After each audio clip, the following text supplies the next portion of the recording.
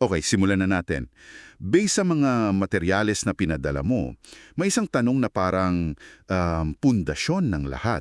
Ano nga ba talaga ang oras at espasyo? Kasi 'di ba, ang default nating isipin para lang itong isang malawak, blankong entablado kung saan nangyayari ang lahat. Pero paano kung yung mismong entablado, yung oras at espasyo ay kasama pala sa mga nilikha, tulad ng mga bituin, planeta, o kahit na mga anghel?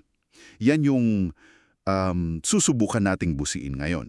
Gagamitin natin itong notes mo na punong-puno ng mga sipi mula sa Biblia para subukang intindihin ang isang napakalaking ideya.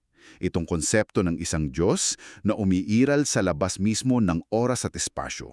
At kung totoo yan, ano ang epekto nito sa pagtingin natin sa realidad mismo? Oo, at ang goal natin dito ay pagdugtong-dugtungin yung mga sinasabi ng source mo.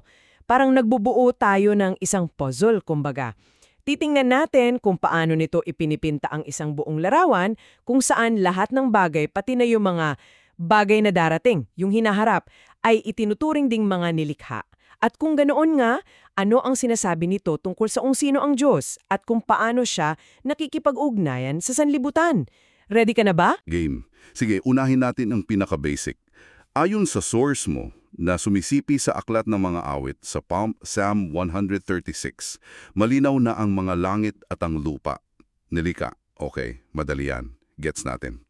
Pero dito na papasok yung medyo nakakagulong bahagi.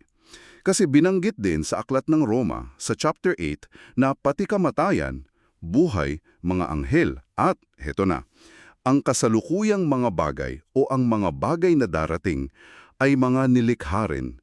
Teka, sandali. Kung literal nating babasahin yan, pati yung hinaharap, ang future, isang bagay na nilikha, paano nangyari yun? Eksakto! Diyan na nagsisimulang magbago ang lahat. Ang point ng source mo ay kailangan nating alisin sa isip natin yung ideya na ang oras ay parang isang ilog lang, na tuloy-tuloy lang ang agos, independent sa lahat. Ayon sa pananaw na ito, ang oras ay isang struktura, isang framework na nilikha at pinananatili ng Diyos.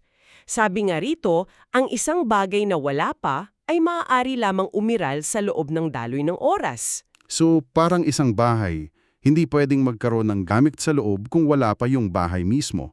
Ganon ba yung idea? Magandang analogy yan. Kaya nang likhain daw ang mga anghel, hindi sila basta lumitaw sa kawalan. Inilagay sila sa loob ng istrukturang ito, ng oras at espasyo.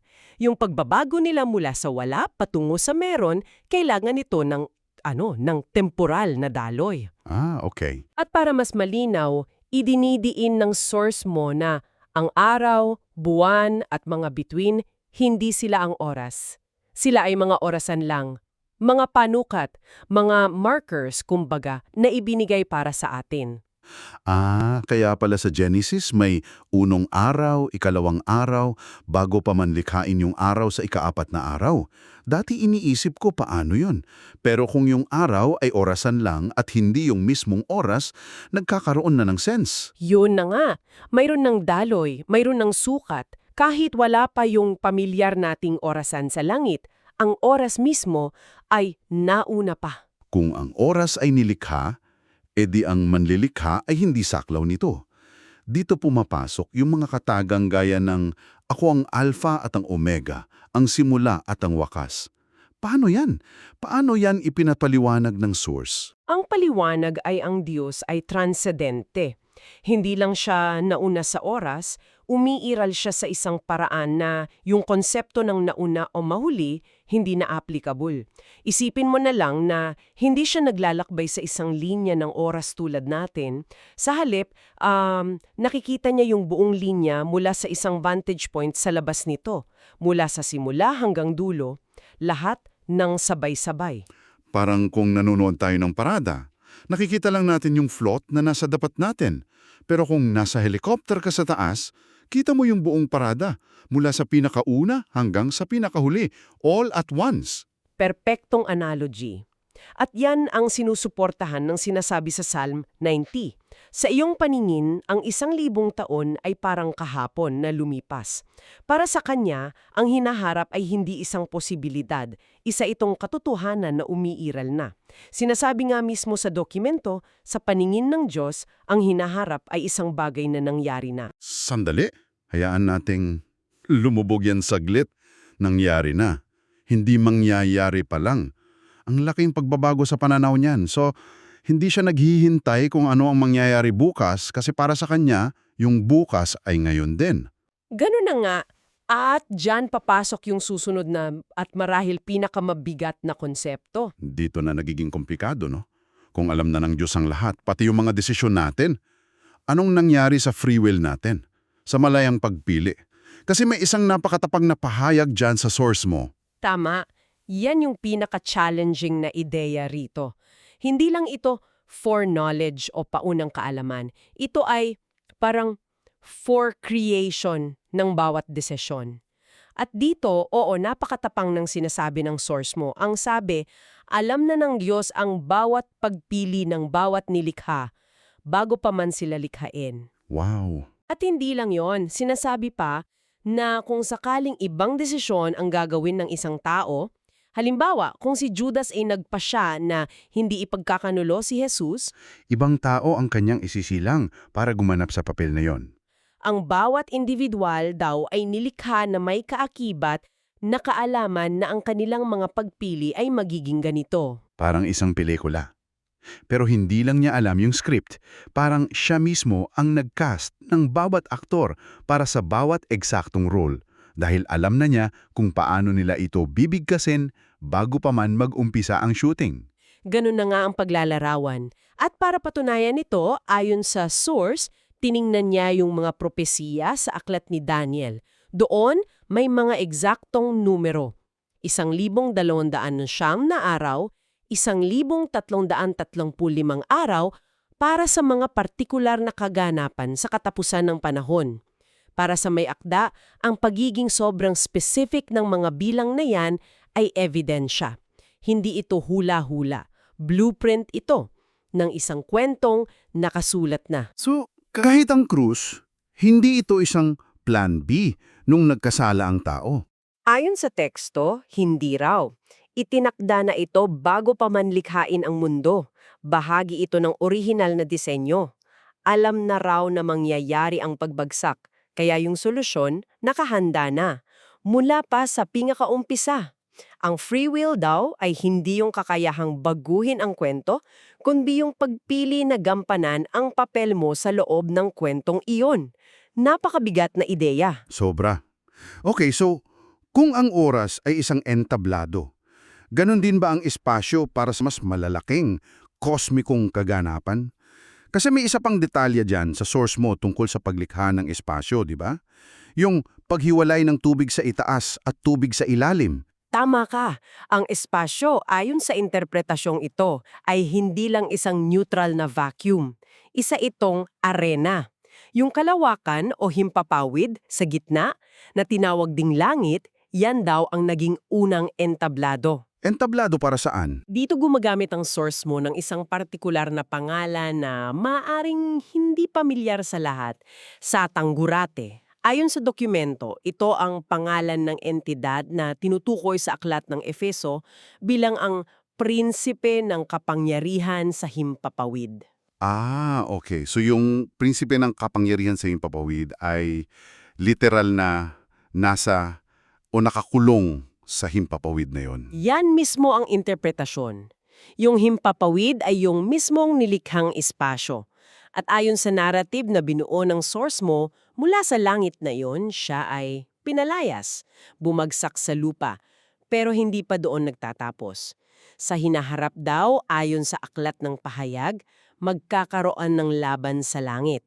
At pag natalo siya, muli siyang itatapon pababa sa lupa. At yan na yung kasunod na mangyayari sa kwento. Oo, pagbagsak niya sa lupa sa ikalawang pagkakataon, doon na raw magsisimula yung 42 buwang matinding pag-uusig.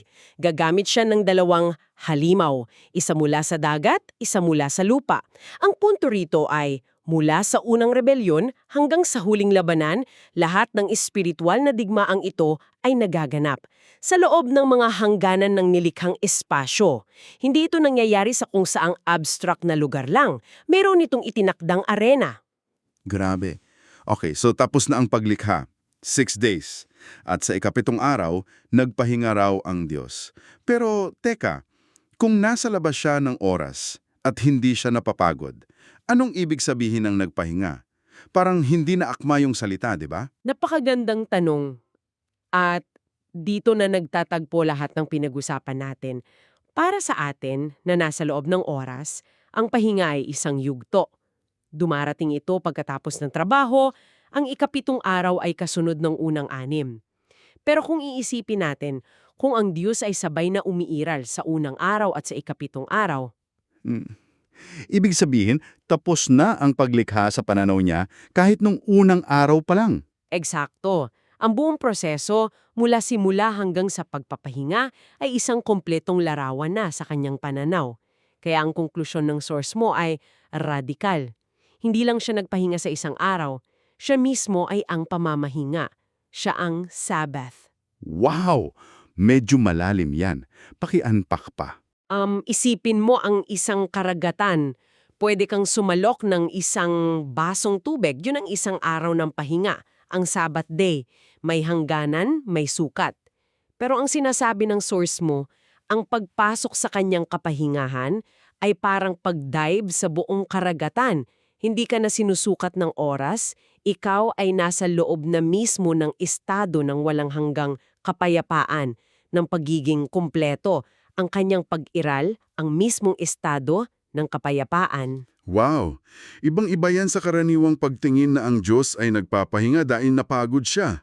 Ang sinasabi pala ng source mo ay siya mismo ang kahulugan ng kapayapaan. That reframes everything. Hindi ito isang gawain na tinapos niya kundi isang estado ng kanyang pagkatao kung saan niya tayo inaanyayahan.